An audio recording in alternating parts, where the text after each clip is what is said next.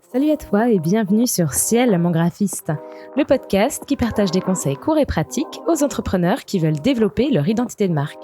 Moi, c'est Margot, graphiste illustratrice freelance, et mon objectif, c'est t'aider à faire les meilleurs choix pour toi et ton projet, que ce soit en expliquant simplement les bases du graphisme ou en te proposant des solutions concrètes pour répondre à des problématiques que tu peux rencontrer au jour le jour sur ta communication visuelle. Si ces questions t'intéressent, abonne-toi au podcast et retrouve un nouvel épisode un jeudi sur 2. Bonne écoute! Aujourd'hui, on va parler des gros clichés qui collent à la peau des graphistes. Alors j'ai fait une petite sélection des choses que j'entends le plus, ce qui revient également beaucoup dans les communautés de graphistes. Et non, on va pas parler du mythe du freelance qui bosse en pyjama de chez lui, parce que l'objectif c'est quand même, avant tout, de faire découvrir certains aspects du métier de graphiste, que tu sois toi-même ou une graphiste en devenir, ou que tu sois plutôt de l'autre côté de la balance, donc un entrepreneur qui fait parfois ou souvent appel à des indépendants. Donc créativité, carte blanche, demande client, je vais essayer de déblayer quelques fausses idées reçues et j'espère évidemment que ce format d'épisode te plaira. Et d'ailleurs, je suis curieuse de savoir si tu me rejoins sur certains points ou si tu penses justement à d'autres choses que j'aurais peut-être pas mentionnées dans cet épisode. Donc écris-moi pour me partager ton avis. Et bien sûr, si tu as des questions sur le métier de graphiste en général, je serais ravie d'y répondre. Mais tu as tout pour me joindre dans le lien en description de toute façon.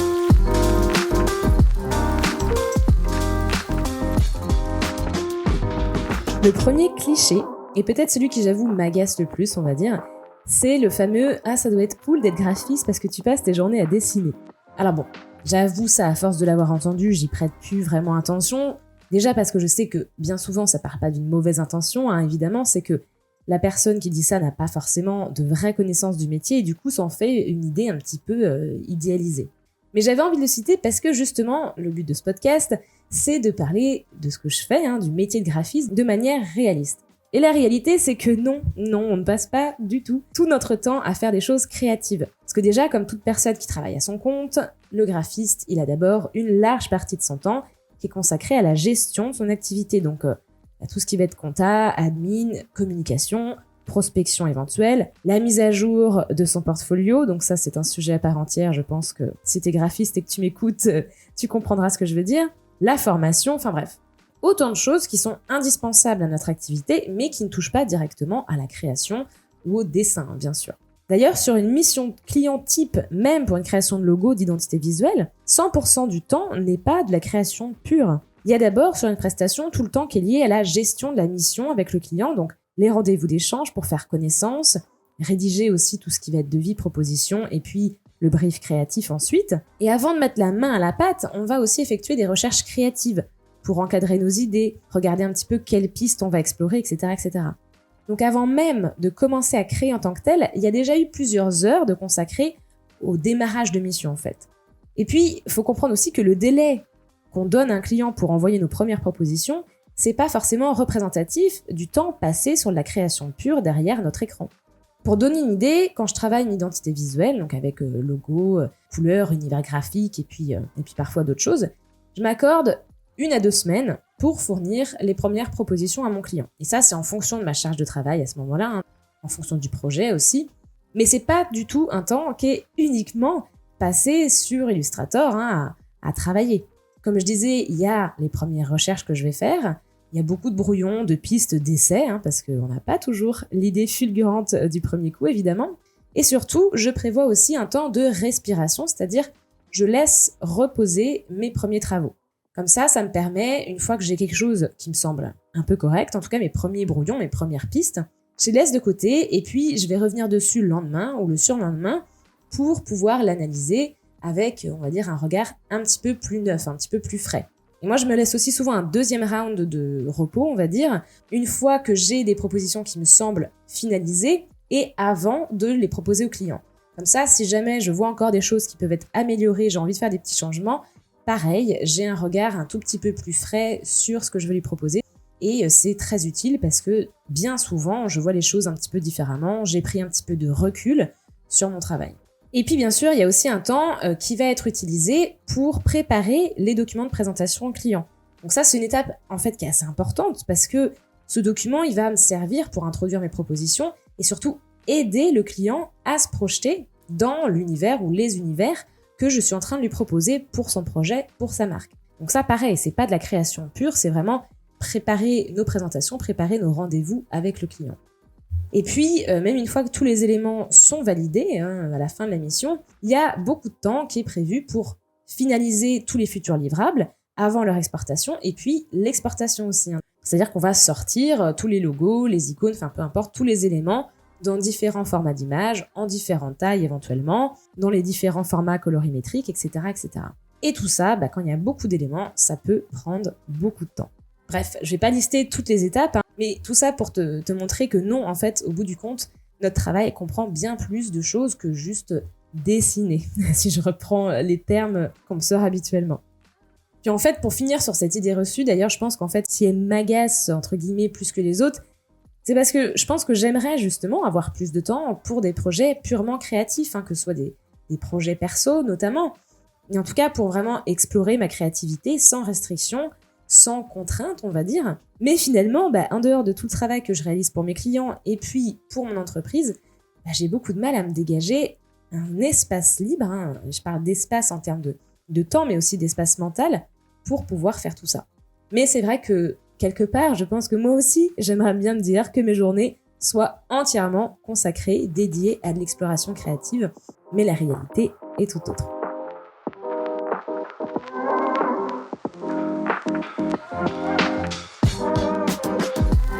Une autre idée reçue sur les métiers, c'est qu'un graphiste peut tout faire, de la création d'un logo au codage d'un site internet en passant par la rédaction de contenu et j'en passe.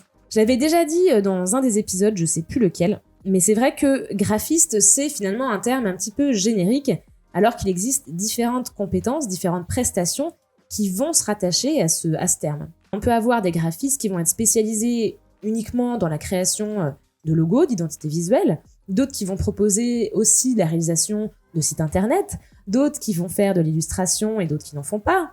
Certains ne feront que du print, par exemple, et pas du tout de création numérique.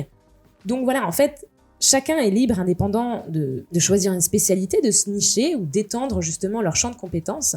Mais c'est vrai que du coup, ça rend parfois les choses un petit peu confuses, un petit peu floues pour des gens qui ne connaissent pas le métier. Quand on regarde les offres d'emploi pour les postes de graphiste, il y a à boire et à manger.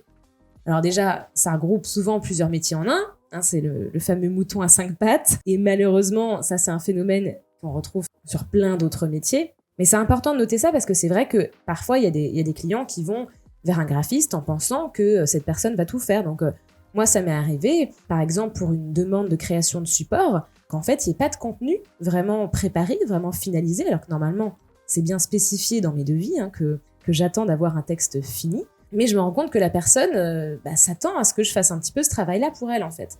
Alors c'est vrai que si je vois des choses qui me semblent peut-être mal construites ou mal formulées et que je peux les rendre un petit peu plus percutantes pour le bien du support, il n'y a pas de souci, évidemment, je peux le faire. Mais ce n'est pas mon travail de rédiger le contenu d'un support qu'on me demande de mettre en page et puis d'illustrer.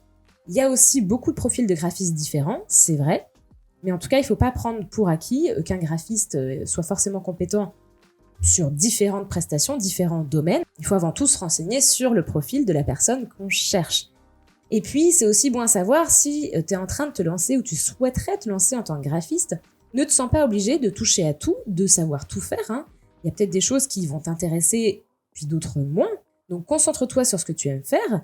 C'est aussi pourquoi tu es doué, là où ton appétence et puis tes qualités aussi intrinsèques te mènent. Parce que le but, c'est de te créer une activité dans laquelle tu te sens bien et donc de proposer des offres que tu as plaisir en fait à réaliser pour tes clients.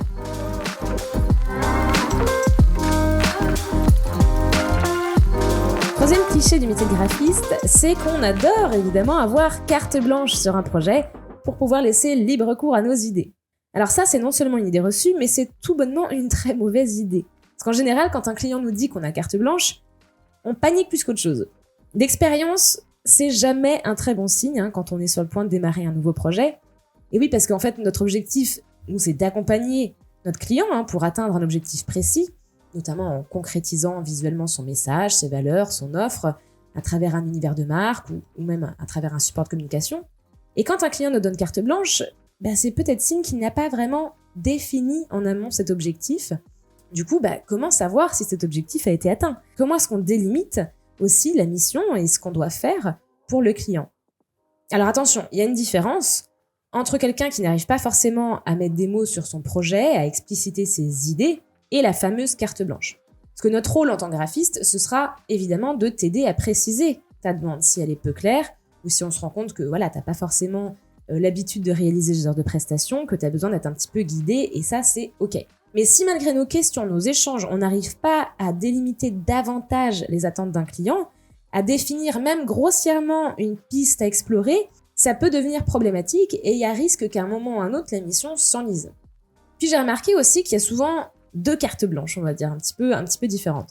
La première carte blanche, en fait, comme je le disais, ça révèle plutôt un manque de préparation en amont par le client qui doit, avant de faire appel à un prestataire, définir un minimum ses attentes et puis son projet. Et la seconde, ça m'est arrivé, c'est que le client, au contraire, il a une idée très précise de ce qu'il veut, mais il va te donner carte blanche parce qu'il est curieux de voir ce que tu peux lui proposer sans te laisser influencer, on va dire, par ses idées. Un peu l'air de dire, voilà, vous êtes la professionnelle, donc surprenez-moi.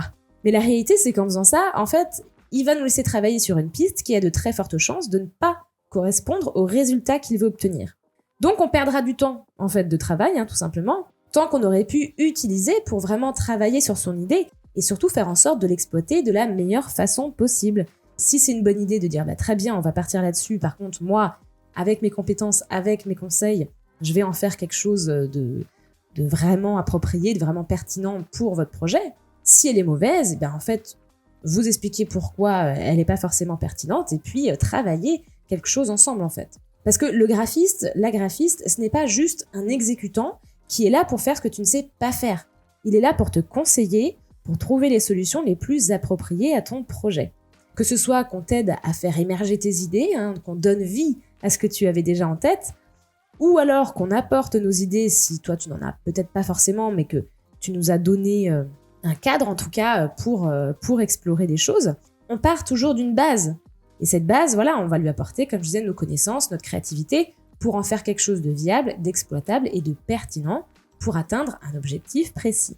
Donc c'est contre-productif au possible de procéder de cette façon, de donner carte blanche en ayant déjà quelque chose en tête, sans compter que ça peut aussi mettre à mal la collaboration, tout simplement. Parce qu'avoir l'impression de travailler dans le vide, qu'on soit graphiste ou autre, d'ailleurs, c'est frustrant, voire irritant, parce que ça met à mal déjà notre process de travail, ça met à mal le temps qu'on a imparti pour tel type ou tel type de mission, de projet, donc au risque de ne plus être rentable à cause de débordements de ce genre-là. Et puis l'impression aussi que notre client nous fait peut-être pas assez confiance. Enfin, il y a plein de choses en fait qui peuvent mettre à mal un petit peu la collaboration en fait. Puis même pour le client, il n'y a aucun intérêt à nous faire travailler pendant des heures sur une piste à laquelle, a priori, il va pas être réceptif parce qu'il a déjà son idée en tête.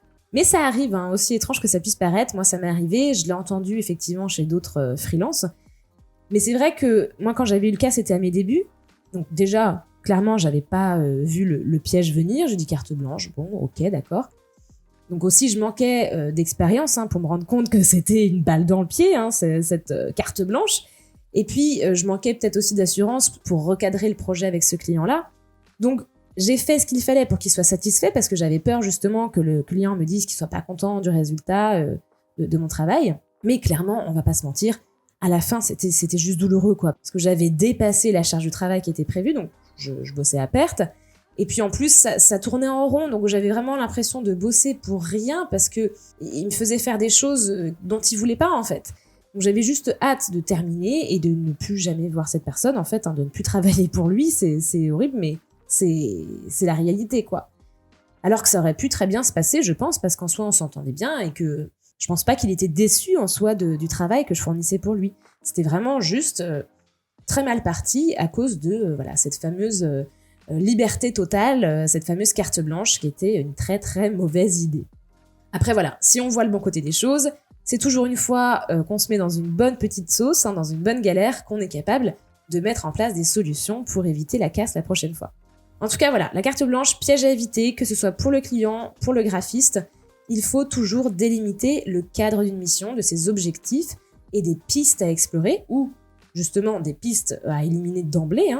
Et c'est d'autant plus vrai en graphisme, pourquoi ? Parce que, comme je dis souvent, il y a toujours une part de subjectivité qu'on ne peut pas ignorer. Donc il peut vraiment rendre la carte blanche encore plus dommageable pour un projet.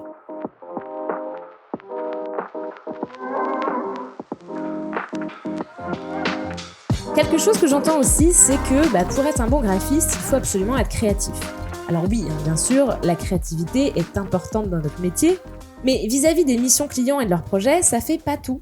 D'ailleurs, certaines personnes pensent qu'en fait, graphiste et artiste, ça va de pair. Et en soi, oui, c'est vrai, il y a certains graphistes qui vont développer un style qui leur est propre, un univers particulier, qui fait qu'on peut venir les chercher pour ces raisons-là. Donc un petit peu à la manière d'un artiste, effectivement. Mais c'est déjà pas la majorité du tout. Puis surtout, ce qui m'intéresse, c'est de faire comprendre que la créativité ne fait pas forcément un bon graphiste, en fait. Parce que notre métier, avant tout, c'est de répondre à des demandes clients. Demandes qui vont avoir leur spécificité, leur contexte, leurs contraintes. Donc il ne suffit pas seulement d'avoir une fibre artistique ou une créativité hors du commun. Il faut savoir appliquer cette créativité sur un projet dont on ne choisit pas forcément les tenants et les aboutissants. Donc la finalité, c'est pas forcément de créer les choses les plus originales ou les plus incroyables créativement parlant, mais bien de satisfaire la demande d'un client, de l'aider, grâce à notre prestation, à atteindre un objectif. Et personnellement, ça m'arrive des fois de devoir réfréner justement mes idées sur un projet parce que ça ne matche pas totalement avec les attentes de mon client en face, ou en tout cas, peut-être les limites aussi fixées par sa hiérarchie, par exemple. Enfin, en tant que graphiste, on se dit parfois qu'on peut aller plus loin dans une démarche créative, pour être plus original, pour être un petit peu plus extravagant, mais c'est pas forcément ce qu'on attend de nous, et c'est pas ce qui va être forcément le plus approprié pour répondre efficacement à une demande client. Puis certains projets ne nécessitent tout simplement pas d'une créativité débordante. Pour les réaliser, parfois, il s'agit avant tout de savoir décliner et réutiliser, s'approprier en fait des éléments graphiques ou une identité visuelle existante sur des supports qu'on nous demande de créer. Ou alors, on peut attendre de nous des choses assez sobres, parce que peut-être qu'il s'agit d'un grand groupe, donc avec une image très corporate, un petit peu plus polissée, ou qu'il s'agit d'un secteur dont la communication va être un petit peu plus codifiée. Enfin bref, la créativité ne fait pas tout dans ces moments-là. La réussite de notre prestation, la qualité de notre prestation, elle repose sur plein d'autres aspects. Est-ce qu'on arrive à comprendre la demande du client, ses contraintes? Est-ce qu'on sait lire entre les lignes de ce qui est parfois pas dit ou pas explicité clairement? Est-ce qu'on arrive aussi à proposer la solution la plus pertinente pour répondre à la demande du client, voire à surpasser ses attentes? Ça peut être dû à plein d'autres choses en fait. Ça peut être dû à notre accompagnement, notre façon de travailler, de communiquer, de conseiller le client par rapport à son projet. Ça peut être aussi notre flexibilité, notre réactivité qui vont lui plaire et le faire se sentir à l'aise et rassuré dans la prestation. Sans compter évidemment les connaissances, les compétences acquises pour maîtriser le graphisme et réaliser un travail de qualité qui soit exploitable et pertinent. Autant de raisons qui, au risque de décevoir, font que Gaston, le petit-fils de ton voisin qui touche à Photoshop et qui dessine très bien, ne pourra pas remplacer le travail d'un vrai graphiste qui, au-delà de sa créativité, aura toute son expérience, ses conseils à t'apporter pour vraiment t'aider à développer ton projet.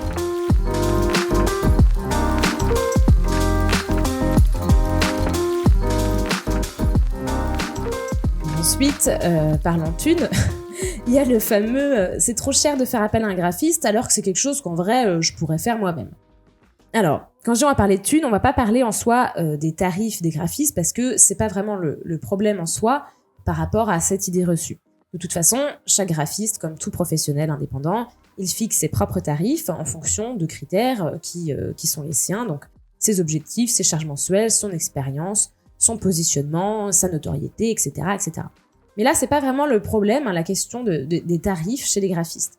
Là, je pense plutôt à celles et ceux qui vont uniquement comparer les tarifs pour toujours trouver le moins cher, quitte à ce que ce soit évidemment au détriment de la qualité ou au détriment du fait de payer quelqu'un pour son travail à un prix juste.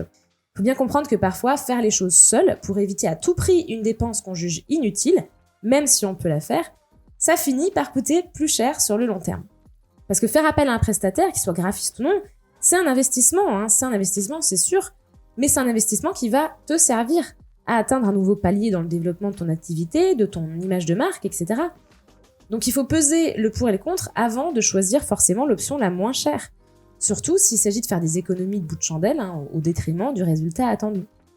Mais en fait, derrière tout ça, je pense que le problème en soi, c'est pas forcément, comme je disais, les tarifs, c'est plutôt le fait qu'on sous-estime beaucoup la quantité de travail impliqué, le temps passé en coulisses à travailler par un graphiste. Par exemple, ça m'est arrivé avec des gens qui me contactent, me disent « Non, mais je pense qu'en bidouillant un peu, voilà, avec 2-3 tutos, je pourrais le faire, mais voilà, j'ai pas trop le temps, donc je délègue. » Voilà, ou alors le fameux « J'ai des petits changements, mais ça va vous prendre que 5 minutes. » Ça, je pense que chaque graphiste l'a déjà entendu. Et dans un autre genre, il y a aussi l'argument du moi, je veux quelque chose de très simple, très minimaliste, donc voilà, je pense que ça vous demandera pas énormément de travail, peut-être que du coup, le prix peut être ajusté. On m'a déjà sorti ça une fois, et c'est faux pour 2 raisons en plus. D'abord parce que c'est pas forcément parce qu'une création te semble simple, sobre, qu'elle n'a pas nécessité des heures de recherche, des connaissances, des essais, des modifications, du temps de création. Et puis deuxièmement, parce que le facteur temps n'est pas représentatif des compétences que tu payes quand tu fais appel à un prestataire. Un prestataire ne vend pas que son temps, il vend aussi son expérience, ses connaissances, ses compétences, ses qualités, sa créativité. Et tout ça, évidemment, ça se paye. Et donc un graphiste qui est expérimenté ne va pas brader ses tarifs sous prétexte qu'il travaille plus vite qu'un autre et que réaliser telle ou telle chose lui demande moins de temps. C'est pareil, évidemment, pour plein d'autres métiers. Donc voilà, l'important, c'est de bien peser le pour et le contre avant de décider de se passer de l'aide d'un professionnel. Et puis, si tu décides vraiment de passer par quelqu'un pour t'accompagner, ne regarde pas uniquement les tarifs. Tout n'est pas qu'une question de prix. Entre 3 graphistes X, Y et Z peuvent avoir chacun des tarifs différents, mais pour des raisons diverses et tout à fait valables. Donc, il faut s'attarder sur l'offre du prestataire, son profil également, et puis savoir quelles compétences tu recherches, le résultat attendu ou l'accompagnement que tu souhaites recevoir pour définir un budget qui soit réaliste, tout simplement.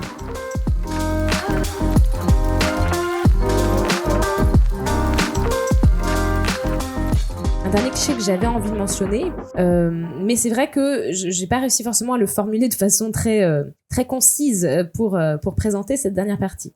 Et c'est le fait qu'un graphiste, surtout s'il est en freelance, va un petit peu dire oui à tout, parce que le client est roi.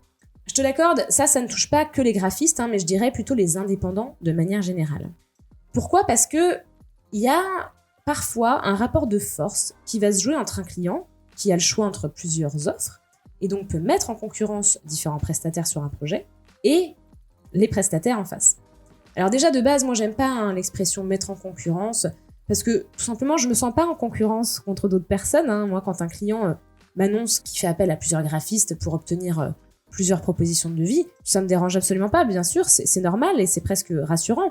Ça changera rien par contre dans la façon dont je vais procéder, ça changera rien non plus dans les tarifs que je vais lui mettre sur le devis. Parce que c'est à lui de faire son choix, moi je préfère effectivement qu'il compare les offres avant d'accepter la mienne, mais c'est vrai que parfois en fait, on sent que certaines personnes utilisent cet argument comme un levier de négociation que je trouve pas très sain, en pensant que de toute façon, le graphiste a tellement besoin de lui, on est tout seul chez nous en fait, on a besoin d'argent, on a besoin de clients, que du coup on est prêt à tout pour décrocher une mission.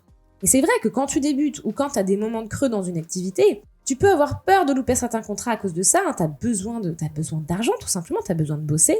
Donc tu peux être tenté, quand on joue un petit peu sur cette carte-là, de baisser tes tarifs, quitte à ne même pas être vraiment rentable sur une mission, mais par peur de louper ce client.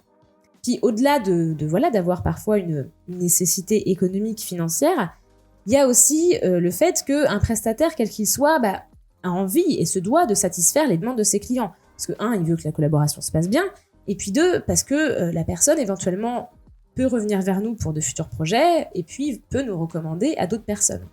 Et c'est vrai que certains clients, parfois, jouent aussi de ça pour obtenir des choses supplémentaires, ou un tarif plus bas, ou demander un petit peu plus que ce qui était prévu dans le devis.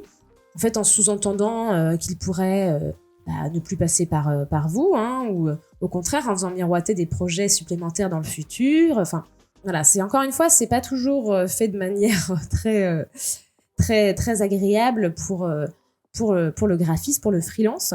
Et puis, il y a aussi des personnes qui vont confondre en fait ce statut client-prestataire avec un lien de subordination type patron-employé. Donc je demande, je suis le client, donc j'aurai le dernier mot, et puis toi tu fais. Alors heureusement, tout ça c'est pas une majorité, là je pointe vraiment le négatif, puisque c'est le but de cette partie, mais ça arrive. Donc c'est bien justement qu'on débunk un petit peu cette idée reçue. Donc pour remettre les choses dans l'ordre, non, un graphiste n'est pas un salarié. Donc il n'y a aucun lien hiérarchique, il n'y a aucun lien de subordination qui existe entre lui et son client. Le prestataire, le freelance, il propose des prestations et des compétences dont le client a besoin. Donc il va répondre à ce besoin dans un cadre qui est défini clairement grâce au devis et puis qui va être cadré par des conditions générales de vente. Donc par là, il faut comprendre quelque chose d'important, c'est que chaque prestataire peut adapter ses offres, peut adapter sa manière de procéder avec un client. Et il n'a aucune obligation de les adapter donc à ce client, tant que ce qu'il propose dans ces conditions n'est pas abusif, que ça reste dans un cadre légal évidemment.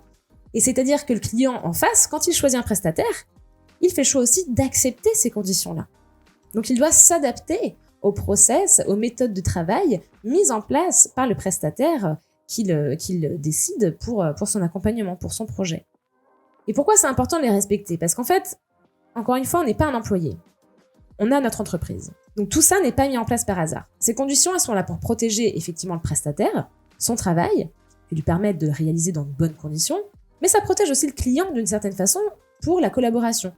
Que ce soit pour garantir le niveau de qualité de la prestation, pour faciliter les échanges entre eux, pour organiser le projet, pour garantir son bon déroulement, définir ce qui est inclus, ce qui est exclu d'une prestation, des livrables, etc., etc. Ça ne veut pas dire que le freelance, il peut pas se montrer flexible avec un client et s'adapter aux besoins pour les méthodes de règlement, les moyens de communication pendant la prestation, peu importe. Enfin, on peut s'adapter, on peut être flexible. Mais crois-moi, si on devait s'adapter à 100% à chaque nouveau client, ça nuirait à notre travail et à notre activité. D'autant plus qu'encore une fois, un freelance n'a jamais qu'un seul client, ni un seul projet à la fois. Donc c'est indispensable d'avoir des process établis qui sont adaptés à nous, à notre façon de travailler, pour être efficaces, pour avoir la clarté sur notre travail et fournir du coup des prestations à la hauteur de ce qu'on te présente, de ce qu'on te propose. Moi personnellement, il m'est arrivé plusieurs fois de dire non à des projets pour un client potentiel parce que les conditions de travail qu'ils exigeaient de moi n'étaient pas du tout en accord avec les conditions que moi je me fixe pour mon travail et puis que je voyais bien qu'aucun compromis n'était envisageable, même en me montrant un petit peu flex quoi. Il y en a même un, il pensait vraiment clairement que j'allais dire amen à tout parce que je pouvais pas me permettre de refuser du travail, surtout que c'était en plus un gros projet avec un gros budget. Mais en fait, moi je préfère largement refuser une opportunité si celle-ci elle peut mettre à mal mon activité, qu'elle chamboule justement tout le travail, toute la progression que j'ai fait pour arriver aujourd'hui à avoir un cadre de travail qui soit agréable et qui me permette de bien travailler justement. Ça m'est aussi arrivé de refuser des projets parce que le délai demandé était beaucoup trop court, voire mais totalement irréaliste. Enfin voilà, c'était impossible de le réaliser dans de bonnes conditions sans compromettre la qualité du travail à réaliser. En fait, c'était possible de le faire, mais en bâclant totalement le projet, ça c'est sûr. Et du coup, je pense que tous les graphistes ont déjà reçu et reçoivent encore des demandes urgentes avec des échéances qui sont, mais ouais, comme je disais, totalement dingues. Des fois, on m'écrit pour me demander quelque chose pour le lendemain. Alors que ce client-là, je ne le connais ni d'Ève ni d'Adam, donc il faut d'abord qu'on fasse connaissance, il faut que j'envoie le devis, il faut qu'il me règle la compte pour démarrer la mission. Voilà, il y a des demandes irréalistes. Et un bon graphiste, c'est justement celui ou celle qui saura t'expliquer que ce délai il est trop court pour un travail de qualité, parce qu'un travail de qualité, ça prend en compte un temps de discussion, d'échange, ça prend des allers-retours, des modifications, et puis un temps de recherche créative aussi qui soit approprié. D'ailleurs, un graphiste, dans ces cas-là, peut, et même parfois doit, mettre en place un tarif d'urgence.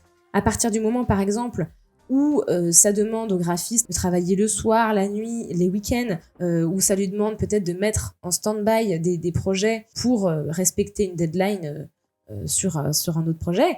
Et quand je dis même il se doit de le faire, pour vraiment faire comprendre à un client que il faut prévoir, il faut anticiper un minimum vos projets pour me permettre de travailler dans de bonnes conditions. Parce que c'est pas juste une question de devoir travailler les soirs et les week-ends si besoin. C'est aussi parfois très rageant de se dire, en fait, là, on me demande quelque chose en urgence.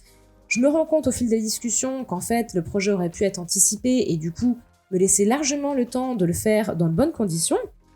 C'est pas agréable et ça peut être dommageable, en fait, pour la qualité du travail qu'on fait ou même pour la qualité de l'accompagnement en tant que tel, en fait. C'est vraiment important, d'expliquer ça à son client et de ne pas hésiter, parfois, à appliquer un tarif supplémentaire pour que les prochaines fois, ils prennent en compte tout ça et puis ils anticipent leur projet, leur demande. Mais en vrai, ça peut être aussi un problème à l'inverse, hein, c'est-à-dire que il y a des clients qui vont demander des échéances impossibles à tenir, et puis il y a aussi des personnes qui vont faire traîner une prestation en longueur. Donc, par exemple, en dépassant largement l'échéance estimée de fin de mission, qui va tout simplement mettre énormément de temps à répondre au graphiste, sans forcément avoir de raison valable, en tout cas sans se préoccuper de tenir le graphiste au courant, de parfois même lui demander son accord pour mettre un petit peu le projet en stand-by. Et ça peut vraiment mettre à mal le projet et puis la collaboration aussi.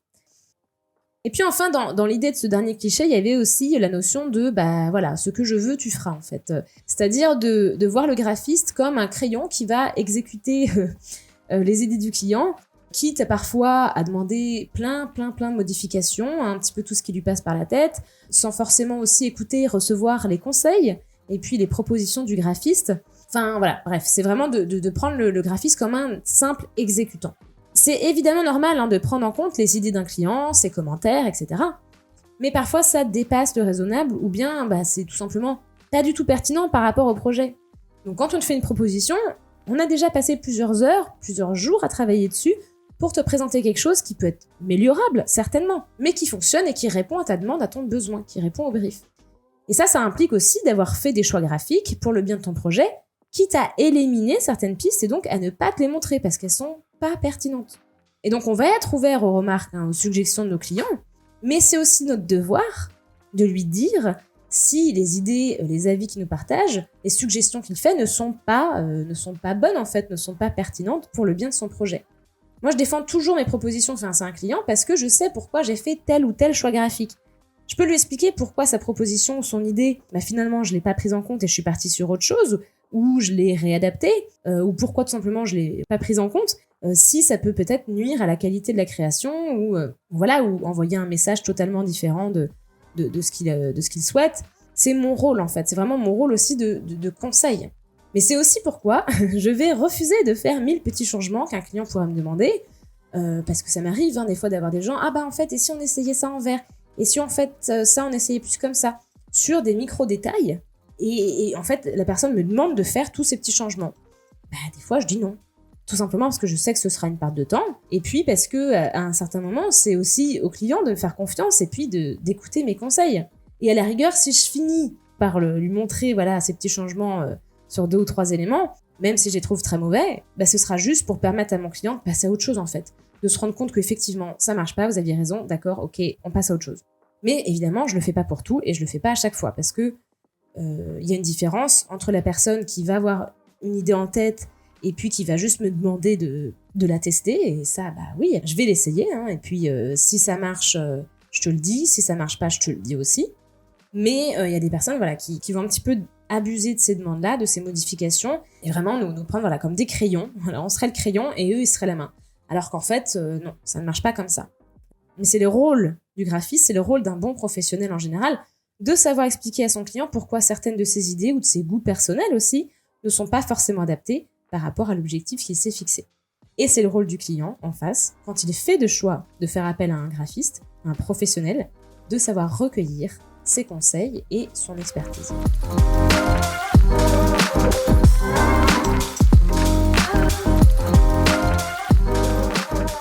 C'est la fin de cet épisode, qui était bien dense au final. Je pense que j'avais plein de choses à dire sur le sujet. Merci à toi d'avoir écouté cet épisode. Merci aussi si tu suis le podcast d'ailleurs, et que peut-être même tu t'y es abonné. Je suis contente de voir qu'il y a des écoutes permanentes, de nouveaux abonnements, même quand je suis pas forcément régulière dans la production de nouveaux épisodes. Donc merci. Et puis, si c'est pas déjà fait, abonne-toi, laisse 5 étoiles au podcast pour le soutenir et partage-le pour le faire découvrir à d'autres personnes. À très bientôt pour un nouvel épisode de Ciel, mon graphiste.